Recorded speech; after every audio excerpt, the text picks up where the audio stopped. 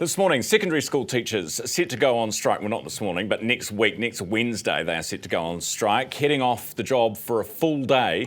The PPTA says the action is in response to the government's offer of a 1% per annum pay increase, calling it the lowest increase in a generation. Government not happy. Judith Collins is the Public Service Minister and joins us this morning. Minister, good morning. Oh, good morning, Ryan. Are you in space? I feel like it sometimes. I'm in Wellington at the moment. Okay. Hey, the 1% less than inflation, are you shafting teachers? No, because we should also note that there's increases, pay progressions from between 4 and 7.5%. So this is on top of the 1%'s on top of that. Plus, in the last 3 years, those pay scales have gone up by 14.5%. So there's been some massive increases. And don't forget, they've got in their Education Minister, Erica Stanford, someone who's got funding to pay for all of the teacher registrations, to pay for massive amounts of professional development. I mean, I just think, not everything you get is at the bargaining table, and a whole lot of it's already coming straight from the New Zealand taxpayer and the government. You've also got nurses striking. Have you got has the government got any contingency or any appetite to increase funding to deal with some of these settlements? Well, of course, I'm not really in position to talk about that, but I can tell you that when we've got nurses now have had some massive increases as well. We're on, the salaries we're talking about. If I look at the secondary school teachers' average salary now, 100,000 a year. If you've got 10 years experience with the allowances that are available, you can get up to 147,000 a year for that. Plus 12 weeks leave, paid leave, that's 3 months.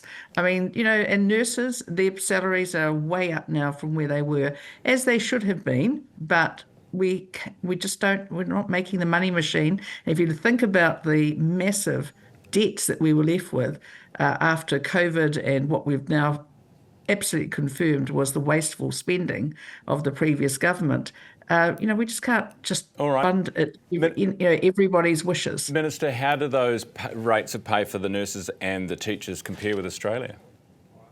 Well, they're actually pretty much the same. So if you look at, say, the New South Wales, which is a state that's about 30% richer than us, you might note that they do things like, mining, and they are a much bigger economy in many ways. They are paying about the same, and their cost of living, when it comes to housing, would be significantly more in many cases. So certainly that's not the issue. The issue is that we have nurses, we have great nurses, and having been in the public health system myself, I can't fault the people that have been trained in New Zealand and those brought in. They've been fabulous. Minister, when you talk about the cost of living, is that not the underlying problem here? Your government hasn't fixed the cost of living, and now we've got 300,000 students forced to stay home.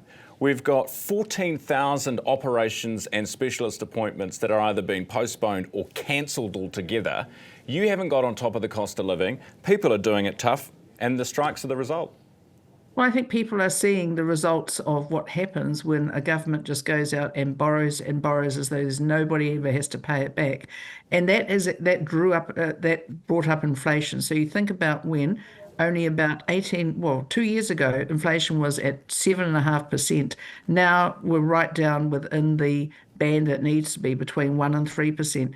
That is because the government has been very careful about what we spend money on. And the other thing is that if we let inflation keep going like it was under the previous government, we would genuinely have to pay people an awful lot more, because they simply couldn't afford to live in the way that they expect to. Minister, you ran against Jacinda Ardern, of course, of that election, lost terribly in 2020. It could have been even worse, I think. Well, had it been much worse, there might not have been much of a National Party left. Well, we've done that before. What is your reaction to them not fronting publicly for this COVID inquiry?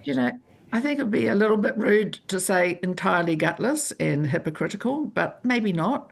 I mean, honestly, I just thought, I heard you before when you were talking about it. 1 p.m. podium of truth. Well, where the hell are they now?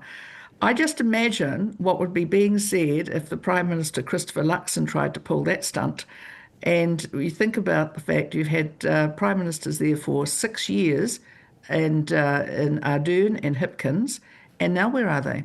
And all this nonsense about people might be mean to us on social media. Oh well, have a look at what people do to the rest of us.